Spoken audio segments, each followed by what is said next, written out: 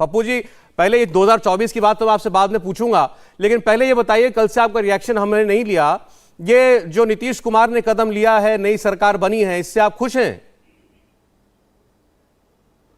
देखिए, एक बात समझिए, राजनीति का सत्ता का विकेंद्रीकरण होता है तो चरित्र भी बदलना चाहिए।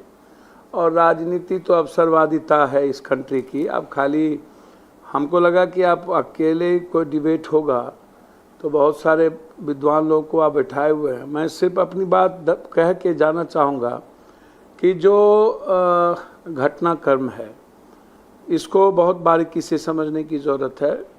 कोई एक दिन से ये स्थिति नहीं बनी है। चुनाव के समय से ही लगातार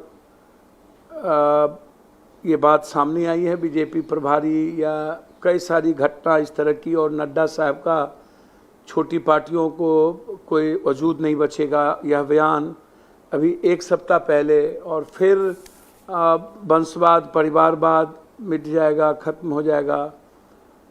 लगातार नीतीश जी तो अभी उपराष्ट्रपति राष्ट्रपति में वोट दिए इनको, ऐसा बहुत रेस्पेक्टेबल वोट दिया है इन्होंने।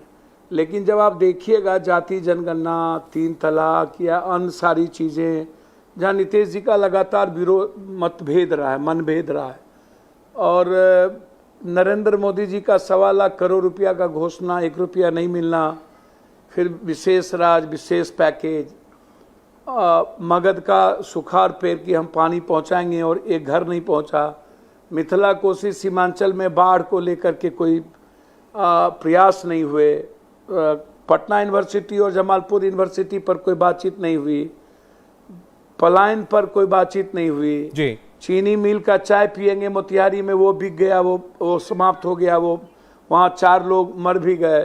तो आप जब होल सारी बातों को आप देखेंगे, नरेंद्र मोदी जी का जब जब जाना और फिर उनका बिहार के संदर्भ में कुछ बात, और बिहार लगातार डबल इंजन की सरकार के बावजूद भी हम 0 पर चले गए। खुद भारत सरकार की रिपोर्ट के मुताबिक एजुकेशन, हेल्थ, हमारी जो पर कैपिटा इनकम है, या हम जो बाहर जा रहे हैं हमारी जो इनकम है, जीएसटी का पैसा नहीं मिलना, और लगातार नीतीश कुमार जी के द्वारा हर चीज़ों के बारे में कि आप दिल्ली में भी विशेष राज की बात हुई, तो कई सारी घटना, एक घटना नहीं जुड़ी जी, कई सारी घटनाओं ने फिर जो इतनी गाली गलौज के बावजूद भी लोकसभा में नीतीश कुमार जी की तलखी लालू परिवार को लेकर के, और फिर कई चीज़, और उसके पहले भी बीजेपी से अलग हुए थे तो मिट्टी में मिल जाएंगे, या फिर कि भ्रष्टाचार के सवाल पर हम कोई समझौता नहीं करते हैं। तो ये इसको इस रूप में मत लीजिए। आज जो हालात हैं, और नीतीश कुमार जी ने ये नहीं कहा कि मैं पीएम मटेरियल हूँ या मैं क्या होऊंगा, लेकिन एक बात आज मैं आपको बता दूं, 272 सीट, 330 सीट अभी है, और बहुमत के लिए 272 सीट की जरूरत है, और 40 सीट मात्र बिहार को है। और यह गठबंधन जो अभी है 10 पार्टियों की, या जो लोग बोल रहे हैं, गिरिराज भाई जो बात बोल रहे हैं, इनको तो समझ में नहीं आता है। कर्नाटक, मध्य प्रदेश, महाराष्ट्र, आसाम में जो मुख्यमंत्री हैं वो कांग्रेस से हैं, या जहां 3 एमएलए है, 4 एमएलए, वहां भी ये सरकार बना लिए। गोवा में जहां एमएलए नहीं थे वहां भी ये सरकार बना लिए। या गडकरी जी ने जो बात कही है कि राजनीति करने की अब इच्छा नहीं होती, और राजनाथ सिंह पुरी ने भी जो बात कही है, इन्हीं के दल के लोगों ने कहा है। और अमित शाह जी और जोगी जी के बीच जो रस्साकसी चल रही है, तो आप बिहार में नीतीश कुमार जी को आप छोड़ दीजिए। नीतीश कुमार जी ने को मुझे लगता है कि वो देश के विपक्ष को प्रयास करेंगे कांग्रेस के साथ लाने का। नहीं, अभी देखिए पप्पू जी, अभी जो आप जो 272 वाली और बात कह रहे थे, मैं जरा उस पर आना चाहता हूं।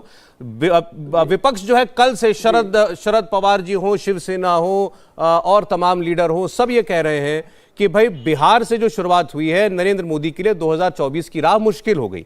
अभी आपने खुद 272 के आंकड़े का जिक्र किया था, तो मात्र बिहार में नीतीश कुमार के चले जाने से या महागठबंधन बन जाने से आपको लगता है कि बहुत बड़ा डैमेज हुआ है नरेंद्र मोदी का लोकसभा के लिहाज से? देखिए, बिल्कुल हाँ बिल्कुल, आप लव कुश नहीं बोल सकते हैं और आप माय नहीं बोलिए। अत्यंत पिछड़ा दलित, आप उसको देखिए। राम है, मुसहर है, और आप कंप्लीट माइनॉरिटीज हैं या यादव हैं या ओबीसी में हैं। आप लव कुश, कुशवाहा, कुर्मी मत देखिए ओबीसी को। और जो परिस्थितियां हैं उसको यदि आप देखिएगा तो मैं कोई ज्योतिष नहीं हूं, लेकिन मैं इतना कह सकता हूं कि अभी के वर्तमान परिवेश में 1.5 सालों में यह सरकार क्या करेगी, क्या नहीं करेंगे, नीतीश कुमार देश भर में घूमेंगे, बिहार में क्या होगा, अभी वर्तमान सामाजिक व्यवस्था समीकरण और जो पॉलिटिकल एनालिसिस है उसमें 30 से 35 सीट मुझे लगता है कि महागठबंधन के झोले में। अब यदि 40 में 35 चला गया या 30 चला गया, और बगल में बंगाल में 24 सीट है बीजेपी के पास, और ममता दीदी वहां है उसमें 20 या 15 चला गया, तो सर 60 सीट मात्र ज्यादा है अभी बीजेपी के पास। और 50 या 45 सीट 2 ही स्टेट से चला जाता है, और अभी देश में बीजेपी के पास बढ़ने के लिए कोई ग्राफ नहीं है अभी। ठीक है, अभी जो माहौल है, तो बहुमत का आंकड़ा नरेंद्र मोदी जी के लिए 2024 में प्रेजेंट समय में जो आप हमसे बात कर रहे हैं वो बहुत दूर है। अच्छा बहुत दूर है। एक अंतिम प्रश्न में आपसे पप्पू जी, इसी पर एक सवाल और बस। आपने कहा जातीय इसमें सामाजिक समीकरण जो है पूरी तरीके से बीजेपी के खिलाफ है। बाकी मेहमानों के पास ही मैं जाता हूं, मुझे ये बताइए, लेकिन बीजेपी के नेता बड़ी कॉन्फिडेंटली ये बात कहते हैं कि वो तो विधानसभा के चुनाव का भी जिक्र करते हैं, खैर उसको छोड़िए, लेकिन लोकसभा के चुनाव में वो कहते हैं जाति वगैरह सब गौण हो जाती है, नरेंद्र मोदी के नाम पर केवल वोट मिलता है, और वो 2014 में 2019 दोनों में दिख चुका है। देखिए, एक बात मैं आपको बता दूं, हमेशा बिहार में नीतीश कुमार के नेतृत्व में, देखिए जब नरेंद्र मोदी जी के नाम पर मिलता तो कहीं आप संजय को याद कीजिए लोकसभा यूपी में, आप पटेल को याद कीजिए, आप छोटी छोटी पार्टियों की सामाजिक सीक्वेंस को बनाते हैं हर जगह, तब आप जाकर के बीजेपी पूर्ण होती है।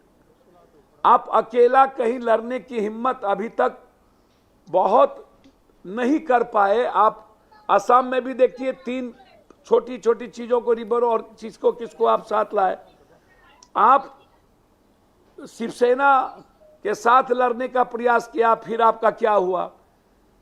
आप गुजरात को छोड़ दीजिए, तो आप उसके बाद आप स्थिति को आप उठा करके देखिए कि कुछ जगहों पर उसके बाद गठबंधन, उत्तर प्रदेश जैसी जगहों पर, तो बीजेपी के नेता क्या बोलते हैं, मोदी जी, आज जो मोदी जी की स्थिति है और लगातार जो घटनाक्रम है, चाइना का भारत में जी, रुपया का डॉलर, महंगाई, अग्निवीर या जीएसटी या हमारा भारत का आयात, मुद्रास्फीति, काला धन किसी के पास नहीं, हमको नहीं जानकारी है, स्विस बैंक में पैसा है कि नहीं, ठीक है, इन सारे मुद्दों से भटककर हिंदू मुसलमान पर केंद्रित होकर चुनाव नहीं लड़ा जा सकता हिंदुस्तान में। आप इसको समझिए, बहुत एग्रेशन में कभी भी आप एक बार पुलवामा पर आ गए, इसको हमेशा मैजिक मत मानिए। अच्छा ठीक, पप्पू जी आप ये कह रहे हैं कि 2 बातें आपने बिल्कुल स्पष्ट तौर पर कह दी कि बिहार के अंदर तो बहुत बड़ा नुकसान बीजेपी को होगा ही होगा, और पूरे देश के अंदर आपको लगता है ऐसी परिस्थितियां बनी हुई हैं कि वहां भी नुकसान ही होना है, तो बीजेपी भरपाई कहां से करेगी 2024 में? इंडिया टीवी हर वक्त हर जगह डाउनलोड करने के लिए सर्च करें India TV news Google play store या ऐप स्टोर पर।